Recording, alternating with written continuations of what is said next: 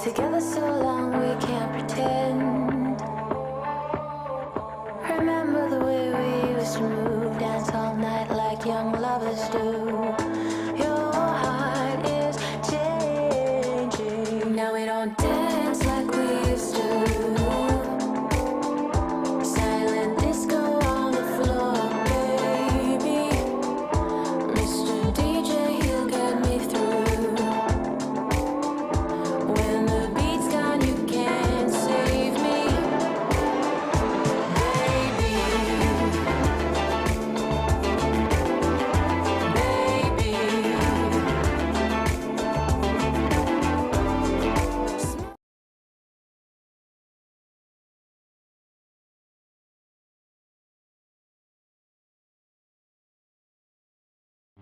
This is Broad Radio. For you, by you. Broad Radio. Here for more.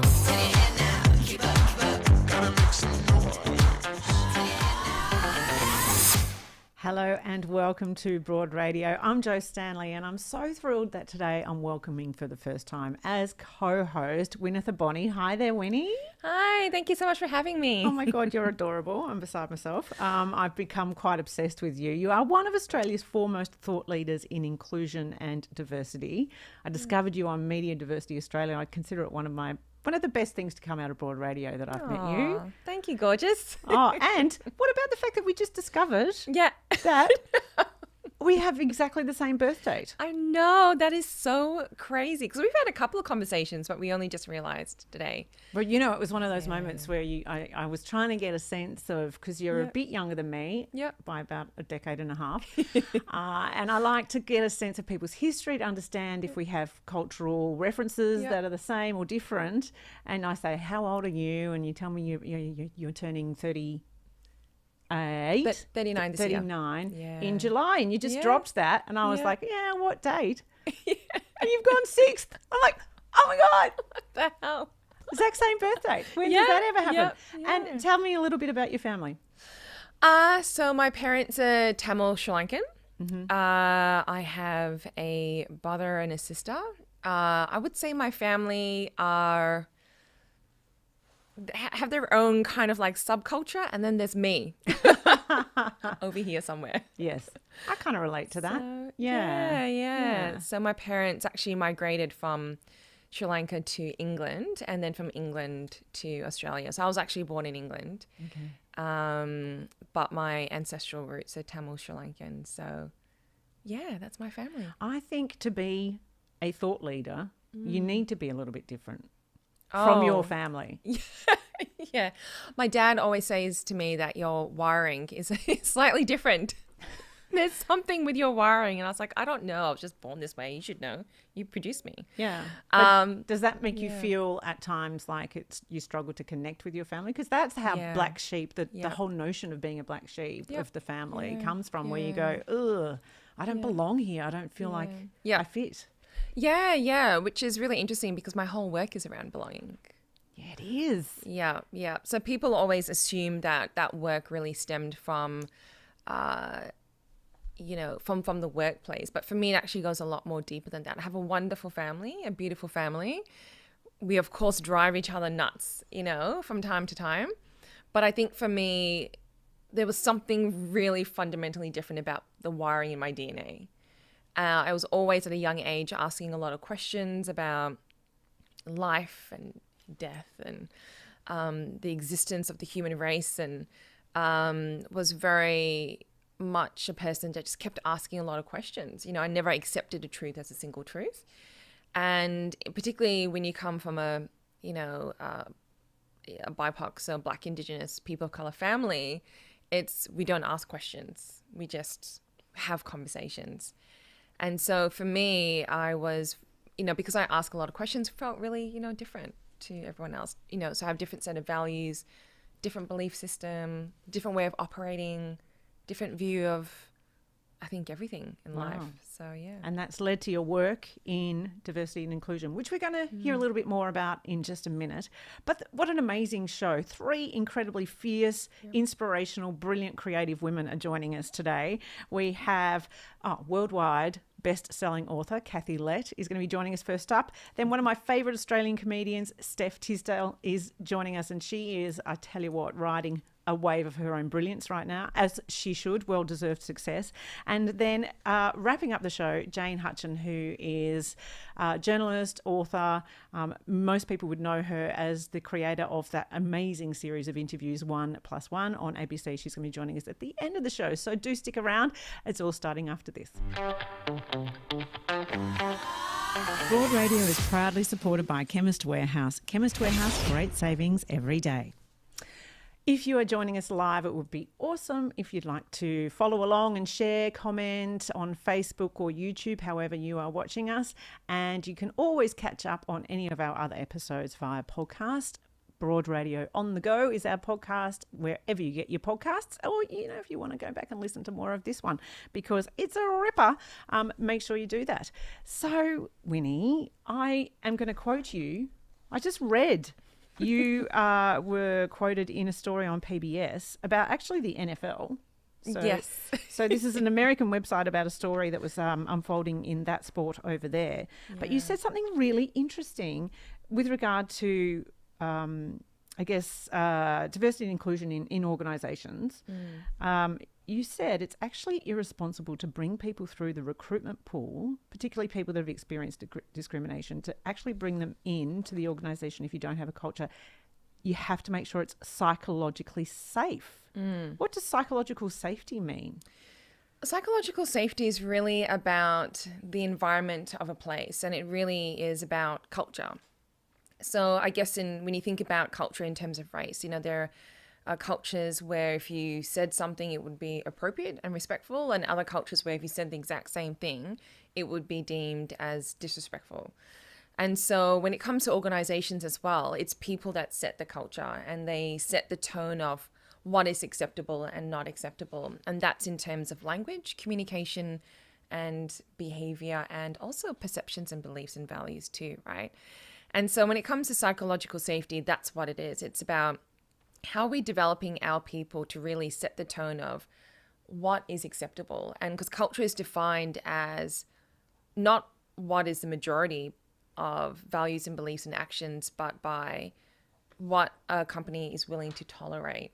So when it comes to psychological safety, it's really around, if I come into and work in your workplace, if I come into work at Broad Radio, am I going to be discriminated against? Am I going to be accepted? Am I going to be celebrated? Do I feel safe enough to voice an opinion about something? Do I feel safe to disagree with a viewpoint or a direction that you want to take the show in? Can I voice that opinion? Can I share that? I think everyone would have been in environments where we felt like if we said something, we would be shamed. Oh, yes. Right? Or we would be made to feel guilty about that. And so that's essentially what psychological safety is. There's lots of great material and books written on the topic. And so when it comes to the organization, what we need to be doing is making sure that, if someone was to come into our place and we were to welcome them as guests into our house, if we knew the roof was going to collapse on them and potentially hurt or harm them, would we ask them to come into our home and welcome them into our home? And it's exactly the same with the organization as well. So there's absolutely no point of bringing people from underrepresented communities into your workplace if they're just going to leave because the place doesn't have their intentions at heart. Right. So it's not about, you're referring to the fact that lots of organisations are ticking a box around having a pathway and knowing that we have to have a certain amount of underrepresented people here, but then they're not providing a safe environment for them. Yeah, absolutely. Yeah. So they're getting the order mixed around. Right. Yes. So you have to make it welcoming. Yep. Make sure the culture is right. And I mean, it's sort of happening at the same time, I assume. Yes. Yeah. It's the chicken or the egg, right? I love it. It's such this is why you're a thought leader. I love it. It's so awesome to have you with us here today, Winnie. I really am pleased that you're here. Let's get to our first guest. I have to say one of the bios that I read for our next guest described her as an outspoken comedy writer. And I've got to say that my favourite kinds of women are outspoken. So she is a worldwide bestseller and has been a writer pretty much her entire life. Started at 17. How amazing. Welcome, Kathy Lette. Hello. Hello. I am abroad too, so I'm so happy to be, having girl talk. Isn't that funny around the word broad? I've had a few people, maybe an older generation of women, who've been quite offended by that word. Oh no, broad was always an accolade. I mean, it's Bette Davis and it's Barbara Stanwyck and it's Katharine Hepburn and it's women who can shoot from the lip with a lethal one-liner. Because even though men are physically stronger than women, obviously, we do have this other great skill, is that we're verbally dexterous. We use on average about 350 more words in our daily vocabulary than men do. So I call it the black belt and tongue foo. And, if I love it. Yeah, and if a man is bullying you in some way, if you can belittle him with a good quip and give him kind of quiplash and people laugh at him, you take away all of his power. So it's a skill that women should, we should work on. I always say to girls when they're going out at night, they're all dressed up, but they're underdressed unless they have a couple of really good one-liners tucked up their trouser leg.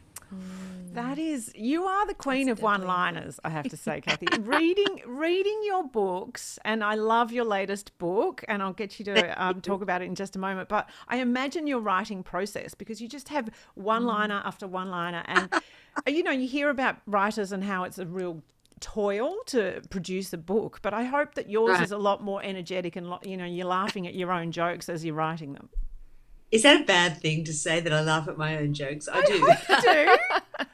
I hope you do. You deserve to. I try to amuse myself, because when you're writing a novel, you're sitting alone for years, and so if you don't make it fun, I don't see the point of doing anything that's not a little bit fun.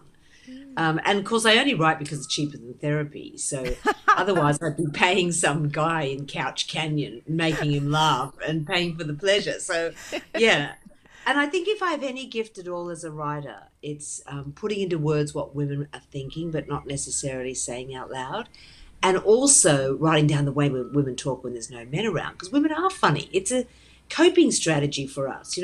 When you go on a girls' night out, you have to be hospitalized from hilarity, and our humor is quite different to male humor. Like, my male friends are very funny, but they tend to sort of tell set jokes, whereas women never do that. When we get together, we strip off to our emotional underwear in about 3.6 seconds, and it's a psychological striptease that reveals all. It's very candid, it's very cathartic, it's very self-deprecating.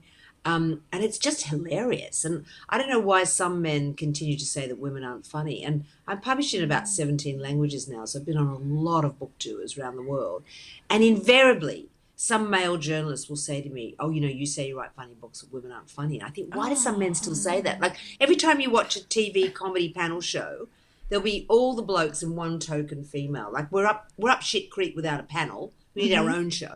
But I also think that some men are just terrified what it is women are being funny about. I think they presume we spend the entire time talking about the length of their members, which is not true, because we also talk about the width, which after childbirth is much more important. And it's not just me imagining that women are funny. Anthropologists say that women in all cultures on the planet laugh more often than men, especially in all female groups. So I think it's a strategy for coping, If you can, when you laugh at something, it's like strapping a giant shock absorber to your brain. And you just knowing you're not alone, just being able to share that experience with others and laugh about it, is a way that we survive the patriarchy, I think. And just on that note, I'd really love for you to talk a little bit about your new book. And you mentioned that with the writing process, it's about making it fun. So I'd love to hear, in the process of writing this new book, what are some of the fun things that you did? Oh, okay. Well, I have to wait and see. I have to see what I'm building up a head of steam about. And what was making me furious is now at the moment is ageism. because I think women suffer from facial prejudice. We get judged on our looks in a way that men don't. You know, men my age are described as a silver fox or a man of experience, whereas I'm dismissed as an old hag, an old bag, and a chook. You know, I get put out to sexual pasture when I think I'm kind of in my sexual time. I'm 60 or 63, as I prefer to call it. 63. And you know, you never hear a man described as mutton dressed as ram, do you? Ever. It's just women constantly judged for how wrinkly we are, how I'm not supposed to be able to wear I have to cover my arms, I have to cover my chest, I can't wear a miniskirt. I mean, it's like living under the Taliban. I mean, why? So I was exercised about all of that, and I wanted to invent a new genre too, because when I was younger, I kind of invented chick lit. I hate that term, don't you? I mean, it's so demeaning. Let's call it clit lit, at least, you know. Sure. But I sort of invented that with Puberty Blues and Girls Night Out and Llama Parlor. Yeah, there we are. Oh my God. Look at you. You're beautiful. That's you with your co-writer of Puberty Blues. But look at you, fresh-faced 17-year-old Kathy. And then I kind of invented Mummy Lit with Fetal Attraction and Mad Cows, and Nip Lit with Nip and Tuck. But I thought, what is the genre for women my age now? Whenever I read a book about a woman who's in her 60s, she invariably wilts away with loneliness and dies of despair in some little flat and gets eaten by her cats. Now, I don't know any women like that. All the women I know, my friends, are funny, feisty, fabulous, frank. They're swinging off a chandelier with a toy boy between their teeth. But I never see that reflected in literature. So I've come up with a new genre. Yes. A new genre for women of my age called I Don't Give a Shit Lit. It's good, isn't it? It's fantastic. I know, right? So, I mean, the way this new book begins is that Gwen, who's 60, in her 60s, she's a teacher. She's driving to school and she hears on the radio that a man's been taken by a great white shark. And she knows it's where her husband swims every day. So she rushes to the beach. And as she realizes it is her husband who's missing. And just as she's sort of starting to grieve, another woman arrives, 50-year-old jazz singer, Tish, on a motorbike, and she thinks it's her husband. So they very quickly realize they're married to a bigamist and he's got all of their money. So it then becomes an odd couple comedy where they buddy up to chase their money around the world. And I mean, first of all, I wanted to celebrate female friendship because I think women are each other's human wonder bras, uplifting, supportive, and making each other look bigger and better. I mean, you two are each other's human wonder bras already. Yes. On day one. It's true. It's true. Yeah. And so I really wanted to big up female friendship. I also wanted to write something really funny because have we ever needed a laugh more?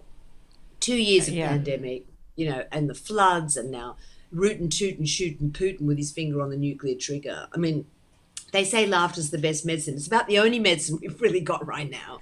So I wanted to be funny. And I also wanted to take my readers on an adventure because we haven't been able to travel. And because I have a travel column in the British papers called Adventure Before Dementia, carpe the hell out of DM, I have been to a lot of amazing places. You know, I've climbed a volcano in Iceland and I've hot air ballooned over the Serengeti. And I thought, how lovely if I can take my readers with me, like armchair adventure. And I wanted to address this ageism topic because, you girls are too young to know, but I think for women, life is in 2 acts. The trick is surviving the interval, which is the menopause, which is awful.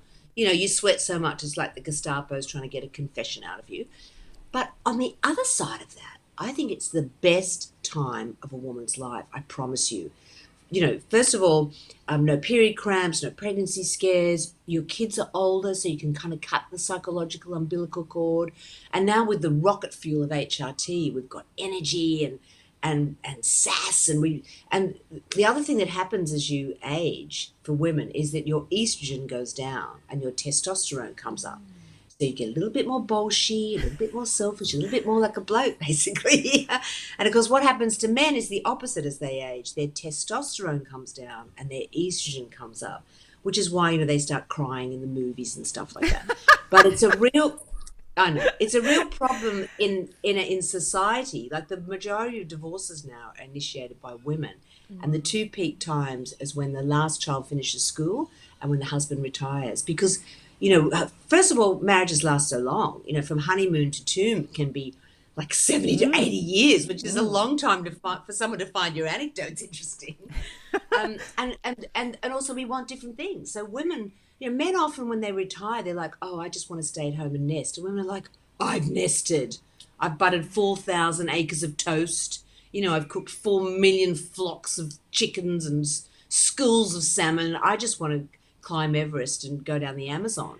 So there is a real dichotomy in what older Australians want, which is something we haven't really addressed. But what I say in my novels, what I'm saying particularly in HRT, Husband Replacement Therapy, and this one, Till Death or Little Light Maiming, Do Us Part, I'm saying to women, have a great second act. Yes. Go forth and be fabulous, and don't feel guilty about it. Don't let your guilt gland throb, because, you know, mothers have paid our dues. You know? Yeah, oh my God. You are allowed to put yourself first for the first time in your life. Oh, Kathy, so that's really my message. It's, you know, you're saying so many things very articulately that all of us have felt and wanted to say in many different ways. I agree. I've said it. It seems to be a common theme, and I've said it many times on broad radio, that as I turn 50 this year, I really have developed my I don't give a shit muscle, and it's getting stronger and stronger. I didn't realise maybe it coincides with more testosterone. I love this theory, but tell us,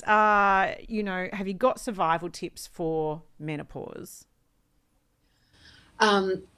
Drink a lot of Chardonnay and eat a lot of. They always say, "Oh, you shouldn't do that during the menopause." Have you ever needed Chardonnay and chocolate more?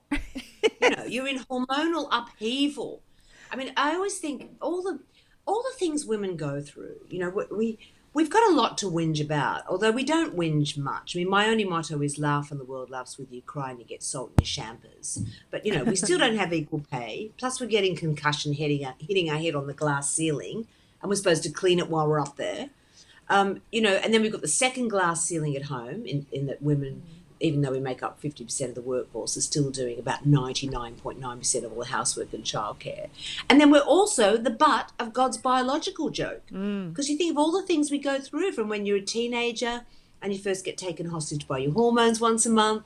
And then there's pregnancy where everything swells to sumo wrestler proportions.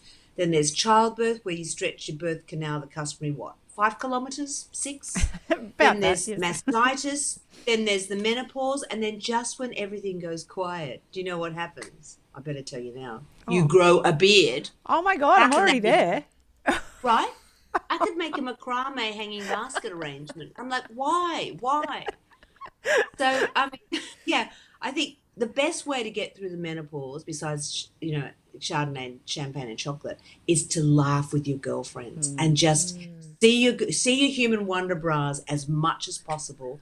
Go out, cackle like kookaburras, and, you know, and if you need to get a husbandectomy, don't put it off. Just do it. You know, you can have a brilliant second act. And all our lives we're brought up as women to be decorative and demure, you know, especially in my generation. We were like human handbags draped over the arm of some, you know, surfy god. And I don't think women really come into their true selves until they're post-menopause and they're no longer, you know, in mummy mode and being constantly, you know, trying to make everyone's lives better. And it's a joy to see your true nature coming to the fore. So, yes, I said earlier, just go forth and be fabulous. Oh, my gosh, we will. Thank you so much, Kathy. I really loved the book. I loved that it's two women who are polar opposites who kind of get forced together and end up really seeing just the joy in each other, which I think is so true in female friendships, that you just go, oh, we're so different, but we're so together as well, human wonder bras as we are for each other. Do head out and get the book, and also check out Kathy's back catalogue, which is unbelievable. Absolutely. Terrific. So, Kathy, thank you so much for joining us and for your incredible stirring words. It's what we needed today. Yeah. Oh, it's a pleasure. I'm sorry if I talk too much. I've had 2 coffees, so I'm a little bit like, they don't call me the mouth from the south for nothing. What can I say? No. How do you go in the UK? I know that you've been living there for a long time. Do they still regard you as Australian? Oh, yes, but you can get away with a lot. I'm spending about 6 months in each hemisphere now, 6 months at home, 6 months there. But you can get away with a lot there because they just think you can't. The little Australian, you know, she couldn't help it. So I'm incredibly irreverent. irreverent and rude and stir things up constantly. And they haven't put me in the tower yet, so but it's going well. Beautiful. Thank you so much, Kathy Lette. It was an absolute joy. Thank you. Lots Thank of you for love, the laughter. love the show. Love being abroad, and here's to swing off a chandelier together with a cocktail between our teeth. Oh my God, absolutely. I am there. Yes, let's do it together. Thanks, Kathy. You take care. Bye. Bye. Bye now.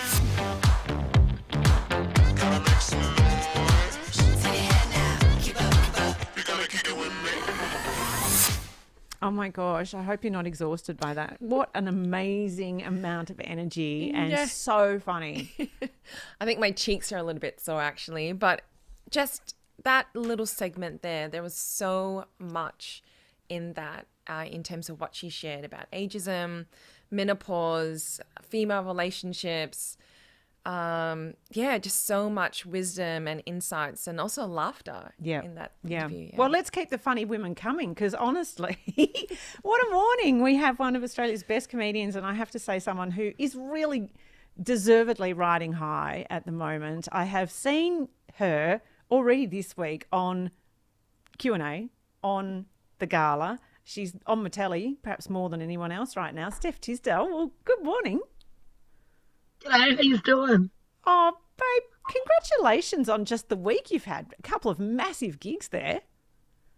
Oh, I know. It's weird. I don't know if this happens with you guys. I don't know if you can relate to this, but the bigger or the more successful the week is, the more anxious I feel generally.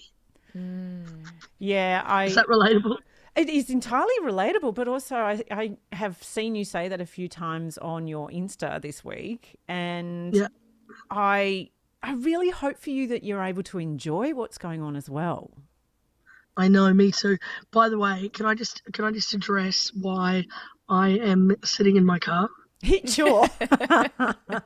So you would have seen, and it's very frustrating, but my bird is everywhere. If you've been on my Instagram, my bird is everywhere. Well, he's just woken up. And I went up there before and he was in a mood and he was just flying on. I couldn't get away from him. And he screams and wants attention. And I was like, I can't. This is too distracting. I can't be having a conversation with this going on. Ridiculous. You were telling us about your bird during the sound check. He's been very naughty lately. What's his name, firstly? His name is Michael Parkinson, or Parky for short. And he seems to have quite the presence in your house.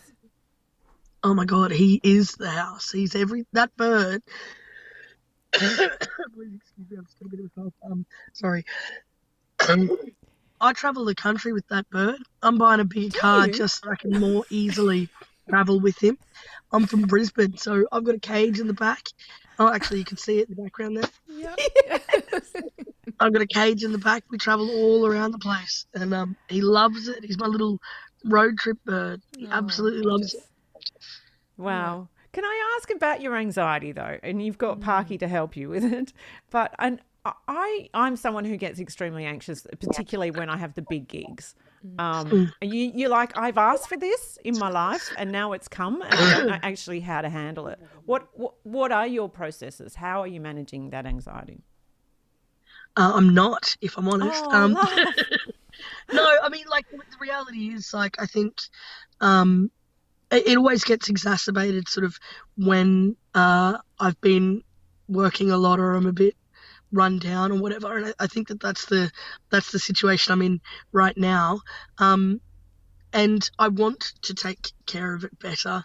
I think, like, for me, the more authentic and honest I can be about every element of who I am, that's what makes me feel the best. You know, that's how I know that I'm doing the best that I can and that nothing is for show and that I don't have to pretend to be something. So, like, my show that I'm doing for the Melbourne Comedy Festival, for example, is all about authenticity. It's about taking away the plans. It's about being present. All of the things that I need to do that help me with my anxiety, especially the idea of being present and connecting and, you know, feeling an intimate connection with a group of strangers. Do you know what I mean? I'm a very loving and affectionate person, and I think because I've been away from home and my my familiar surroundings for, it'll be almost 7 months soon. You know, I get to really show that through comedy. So comedy is the way that I deal with my anxiety, I guess. And on that note, the person that we had before, Kathy, she talked about how the writing process was kind of like her therapy. And you've touched on that as well. So how has the creation process of putting your sets and your shows together help? Has that been therapy for you, and how has that helped you in your journey? This is actually such a different show, and it's sort of the first time that I've done something that is as free as this, where I actually don't have any material. It's all improvised. Plus I interview somebody on stage. But the whole point is that, especially during COVID, I just feel like everything that we saw was just a very curated version of what people wanted to see. You know, I think it was really hard to for the last couple of years, you know, and oh my God, sorry, my phone's going off. That's right. We lost your sound for a minute. It's gone down because someone's calling you. How dare they? Oh, you there, Steph? Yes, can you hear me? Oh, yes, but you're very, very faint. We've sort of lost that sound. We're going to turn you up a bit. Let's go again. Talk to us. Is that better? So much better. Yeah. Yes. Hello. Excellent. So sorry, guys. That's okay. So you're talking about how during the pandemic everything was curated, and so your response is this show. Yeah, which is basically just me in the rawest version I can be, but also so half of the show is interviewing an audience member, because I think we put this undue gravitas to people who have a public profile when we're just normal people. Do you know what I mean? And like, people can forget just how special their stories are because you only tell the same group of people, whereas if you've got this opportunity to have your story listened to by other people, you actually realize just how much you're doing and how well you're doing. So I haven't really written anything for this show, but the catharsis is being as raw as I can, and being okay with that, just accepting and tolerating, you know, whoever that is in that time. I got to say, for someone who has anxiety, to step on the stage and be completely improvising. I mean, the thing that I do when I'm anxious around performances is I over-engineer everything. Like, I make sure that it's all planned, and you've thrown that out the window. So already the courage there is extraordinary, Steph. But that's the whole reason why I got into comedy. Like, essentially the whole thing is that if everything's scary, then actually nothing is scary, if that makes sense. Like, if it's scary to answer the phone, if it's scary to leave the house, then it's really not that many steps scarier to improvise a show and really just focus on being present and feeling a connection with the audience. Like, because that's the eventual product. Like, that's the end goal, is to connect with the audience. So, you know, if everything's scary, then the process to get there is kind of the least scary thing, because at least I'm moving in the direction of what I want. Does that make amazing sense? Yeah, no, it does. And what a quote. If everything is scary, nothing is scary. It's really kind of blown my mind. I have to go and think about that. So how do you choose the audience member that you're going to be interviewing? Whoever puts their hand up. It could be crap. I don't know. I don't care. But that's the whole thing, right? Like, Yeah. I don't care. I'm just, if I'm not having a good night, like if I'm not that funny that night, that is what it is. At least it's real. Like, tonight's going to be weird because between the sound check when I spoke with you guys 2 seconds ago and now, I went into the shop. I don't wear shoes ever, and I walked about 20 meters, and an Allen key went about this far into my foot. God. And then it was bleeding everywhere in the shop. It was like, I don't even know how it happened. So I'm going to be like limping around the joint, like, whatever, who cares? Oh my God. Are you all right? I feel bad that you're speaking with us right now you might be bleeding out as you're speaking to us. It's all good. I had a tetanus shot about 6 weeks ago. I'm all good. Like, I know it's really silly, and I know it doesn't, like, I sound oddly serious about it, and it's weird. Comedy is the thing that makes me most serious in the world, talking about it. Like, talking about anything else, I'll be quite silly, but talking about comedy makes me very serious because I feel like it's such a very specific kind of art form.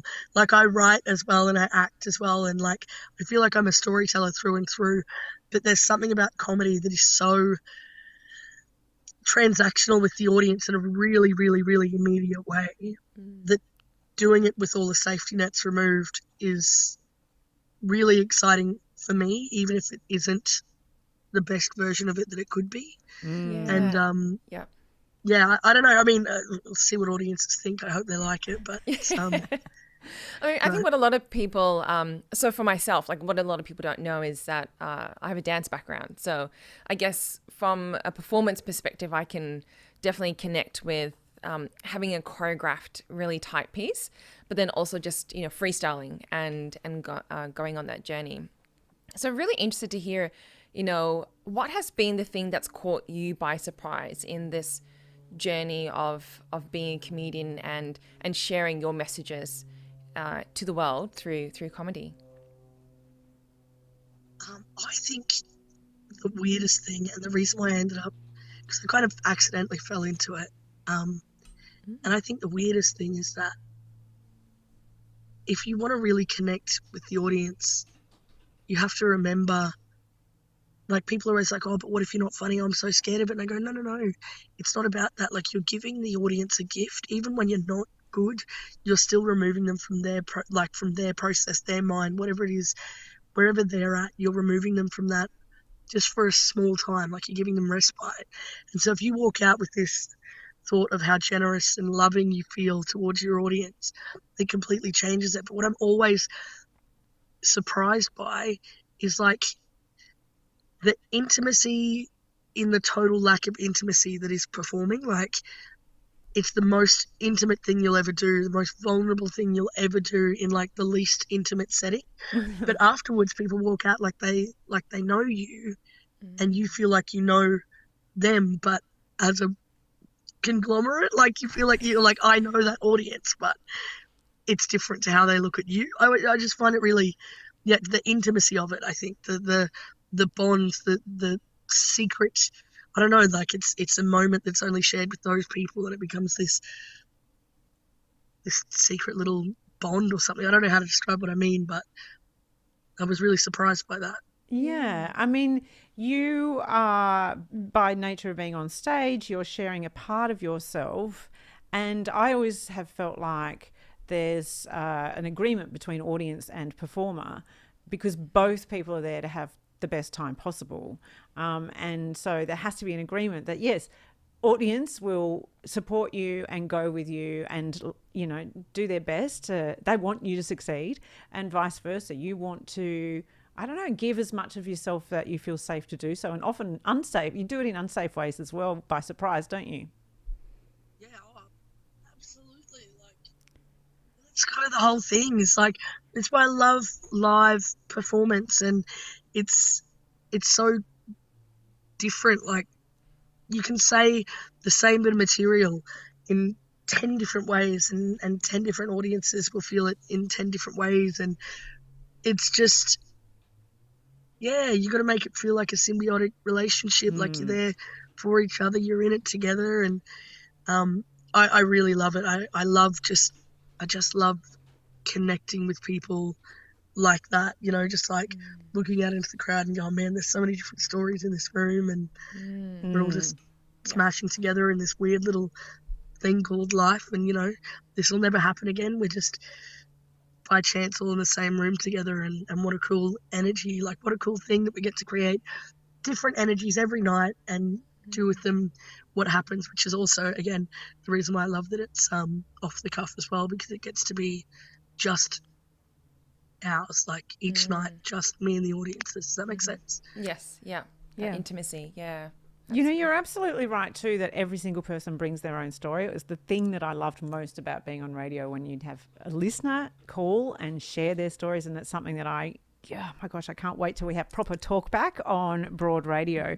But you also, I think, are the master of a spoonful of sugar in that you bring such important conversations in your comedy. And I'm thinking particularly of the top of the Gala, where you explained how important an acknowledgement of country is, and you reminded us of the history of genocide in this country, all wrapped up in this beautiful comedy and this very clever, the jokes around it. Well, they're not jokes, but you're using, I guess, lots of different parts of your craft. Have you ever had negative responses around those sorts of conversations that you bring to your comedy? So much. Absolutely. Without a doubt. From both sides of the coin, I get a lot of racism, but I also get a lot of feedback from my own community. And look, I think it's one of those things that it's really bizarre to know how to kind of navigate this space, because in so many ways, pursuing the mainstream, pursuing the platform to speak out and to make a difference for my people, in a lot of ways kind of disconnects me from my community, if that makes sense. Like, it's, for example, I've been on the road now for 7 months at the moment, but I'm always so busy. I haven't been on country for a long time. There are a lot of gaps in my own cultural knowledge. There are a lot of, things that I would like to know that I don't have the time to know, but that I also have, fears about knowing. And there's these gaps in my knowledge that I know are related back to the original traumas, the original intergenerational traumas. But it's quite a bizarre thing, because I think you can get very used to what your audience looks like. And my audiences that I am used to performing for, I do tend to have quite a left-leaning inner city audiences, right? And I think because of that, there are choices that I make on stage that are very nuanced, where it's kind of this meta, using very underhanded, or using, I don't know how to describe it, but there are things that are kind of layered jokes that I think you make for the audience, and you hope that they're reading the subtext, that actually on the surface can read very differently. And I've had backlash from both sides about that. And it's difficult, because I think comedy, you can't tell somebody what your intention is. I think in long form narrative, we have the space to kind of say, or to, build out a story that really builds in all of those intentions, and they're inbuilt into our characters, and there's so many more moving parts. But when it's comedy, it's kind of like you have, the shortest amount of time to get to as many laughs as you can. And so you have to trust that your audience will put certain pieces together, which they do most of the time. But there is that fear that when things are in that public space, if it's misunderstood by a couple of people, there's a real fear that can actually undermine the original message. You know what I mean? But I like comedy, and I think I'm coming towards the end of my comedy career for a little bit of time because of those things. I think I want to take some time off and reflect and make sure that I'm doing the right thing by my people, and reconnect and really connect in the way that I'd like to with my own community, and do some more sort of on the ground work. But comedy's interesting because I think it's the only art form, right, where it's instantaneous, and it answers that question like, what's in it for me? It's like, well, what's in it for you as a laugh? So it's like you're immediately giving somebody the answer to, well, why would I educate myself? Well, have a laugh, and it's like you have to measure it out, and it's so the amount of work that goes into writing a bit that is just the right amount of educational and just the right amount of funny is really, really, really hard. But I've definitely made missteps that I've apologized for in the past, and it's just now trying to figure out how to overcome that when you don't have the benefit of saying, but this is what I meant. Yes. So well, but Steph, no wonder you have so much anxiety around this incredible time of your life and your career, because you are such a deep thinker. You have so much intellect behind the jokes and the craft that you're pulling together. And I want to say thanks. I think you're doing an incredible job, and be buoyed by the fact that we believe in you, and your voice is very, very important. Okay. Thank you. That actually means the world, because it is tough out there sometimes. So thank you. Yeah, it is tough, and you're wearing a lot. You're carrying a lot there. So I really want to encourage you and lift you up, and just keep going, sister. Yeah. Thank you so much. That means a lot to me. Look at you, fella. Look, just sitting there with your blonde hair and your curly hair. We got the same hair there too, by the way. So do go and see the show, Baby Beryl. It's on at the Comedy Festival. And it's not as serious as I was right now, by the way. And I'm guessing that you are touring this as well after the Comedy Festival in Melbourne finishes. So do check it out, and go to Steph's website for all of those details. And maybe you might put your hand up to be interviewed by her if you are brave enough. I'm sure you're very kind to your audience when you do that. Steph, thanks so much. It's just been a joy to have you on Broad Radio. Thanks so much, guys. Have a beautiful day. You too. Take care, sis. Bye. See you. Whenever we're apart, we miss each other so much.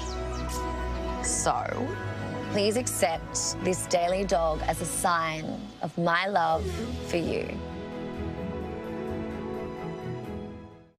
Broad Radio. Talking inspo we love, info we need, and sharing more of us. Watch and listen live every Tuesday 9 a.m. Australian Eastern Daylight Savings Time at broadradio.com.au, or find us on Facebook, Twitter, YouTube and LinkedIn at Broad Radio Oz. Talk to us live. Call on 1300 8 Broad. Catch up on demand anytime, anywhere, every time, everywhere. On the train, we'll be here. 2 a.m. existential crisis? We've got you covered. Broad Radio. Here for more. Oh my gosh, what a show full of rich conversations and incredible women. And as always, we're running late, Winnie.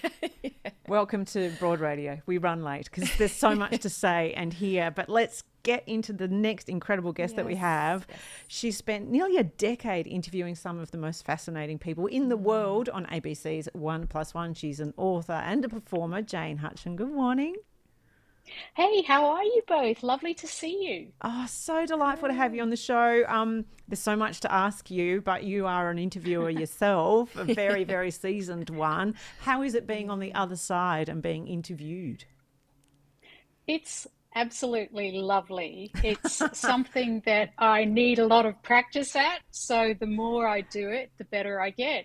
And, you know, being an interviewer for me isn't, I don't know about you guys, but it's not about what can I pick up that's wrong or bad in the way people ask questions. It's kind of I think it's a way of living.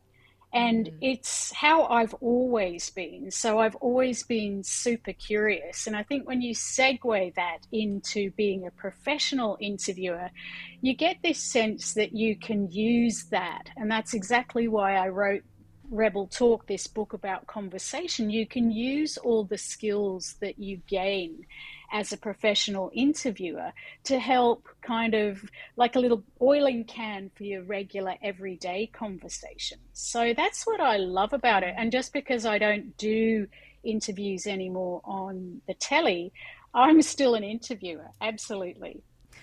So are we particularly bad at having conversations?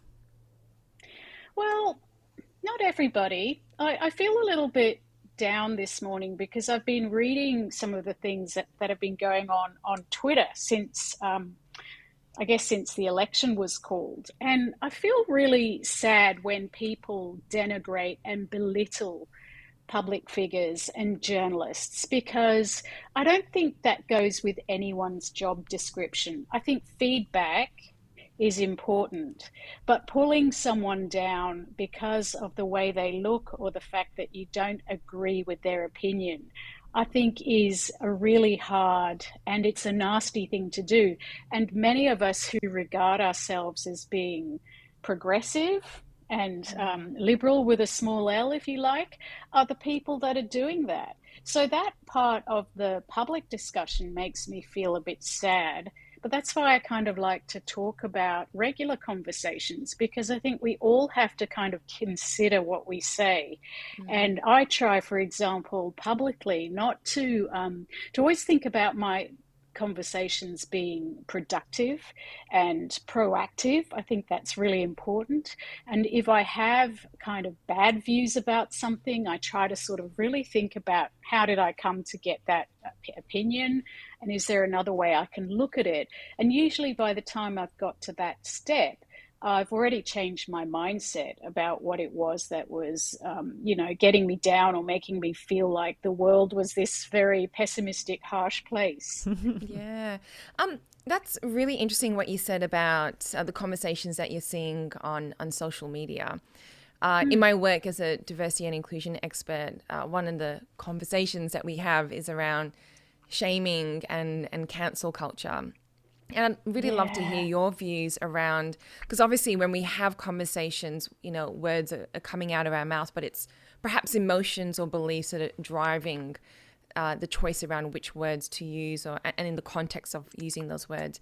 So in terms of people having conversations that have that real sort of shaming or cancel culture kind of feel to it, what do you think is really driving that kind of communication? What do you think is sitting underneath that?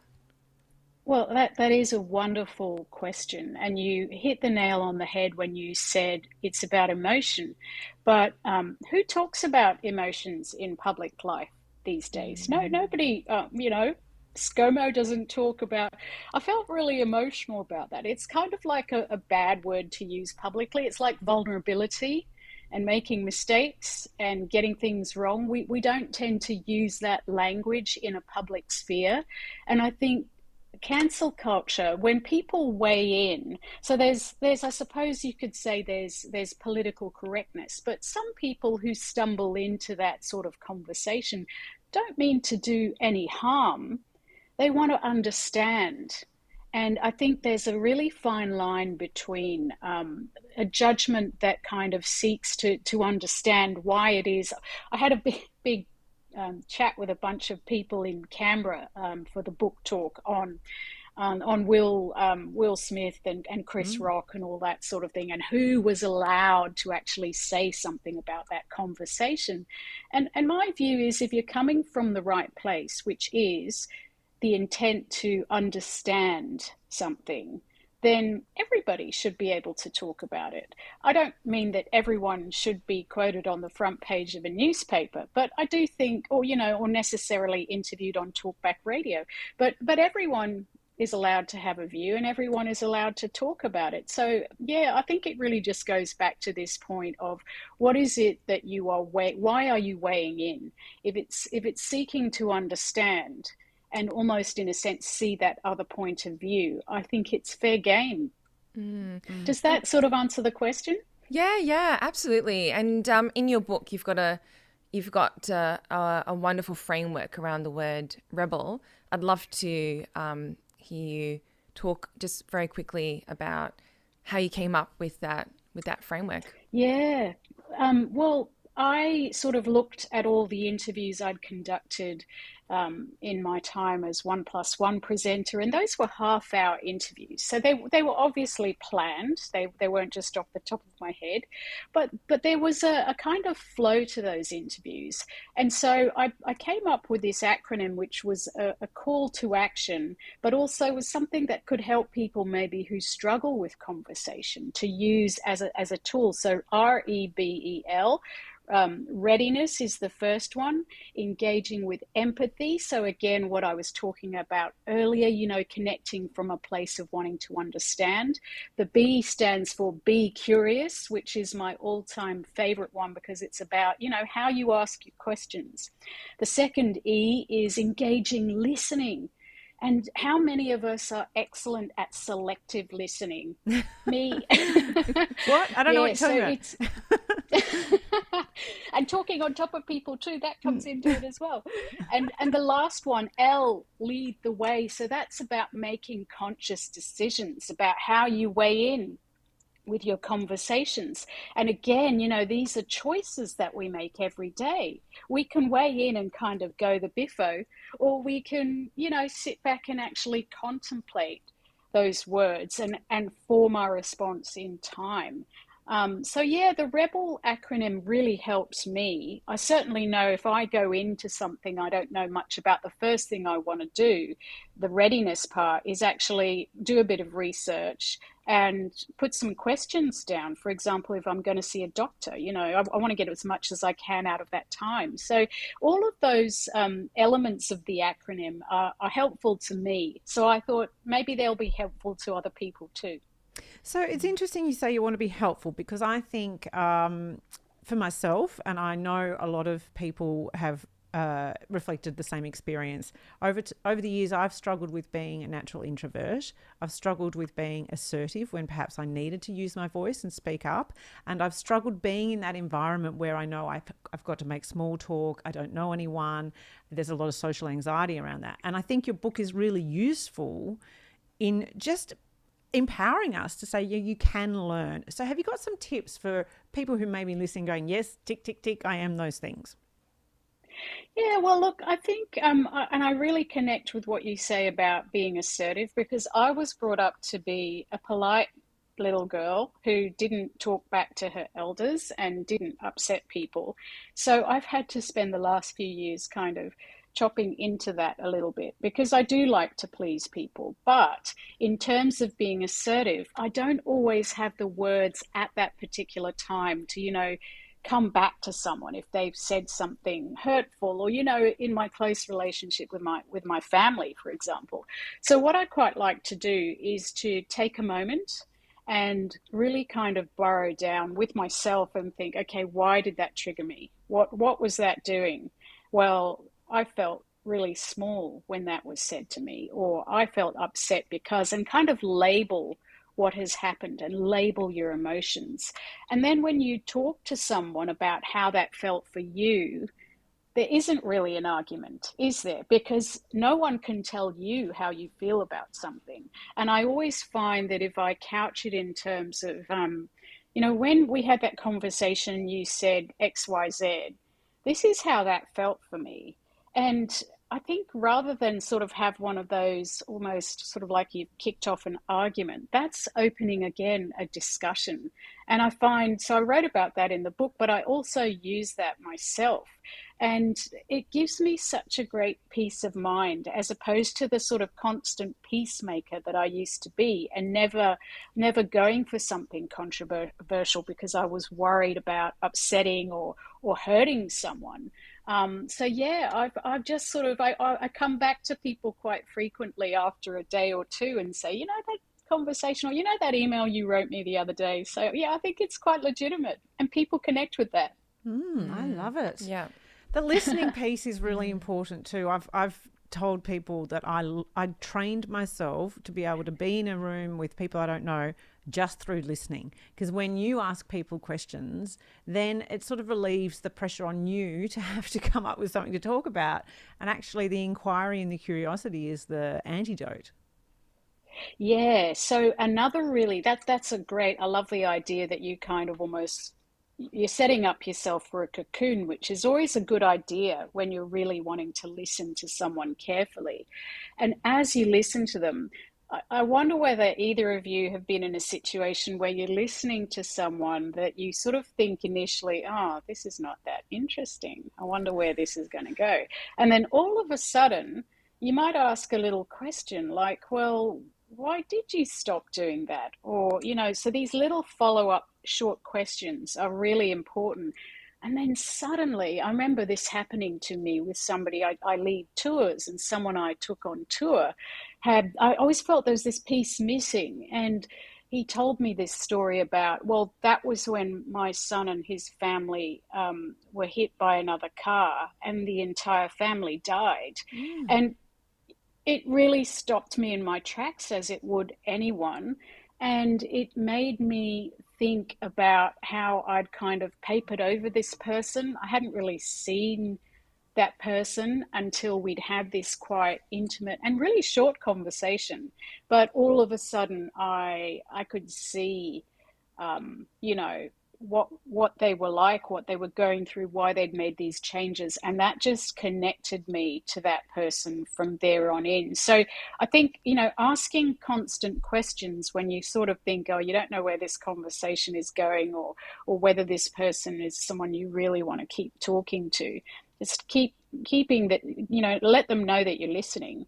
And you can often be surprised. I always think that people tell me a lot of stuff, and it's probably for this reason that I'm a little bit nosy and constantly kind of ask those little diggy questions, and I'm not really afraid to do that. So yeah, that's my hint about listening. Just ask interesting questions as they go along. Yeah, I'm really feeling like there's a real kind of loop back to that question that I asked at the very beginning about shame culture and cancel culture, whatever you want to call it, around if we ask questions to first understand rather than putting conversations and putting content out there which has a real sort of shaming or element to it, then perhaps we would add to the conversation rather than detract or take away.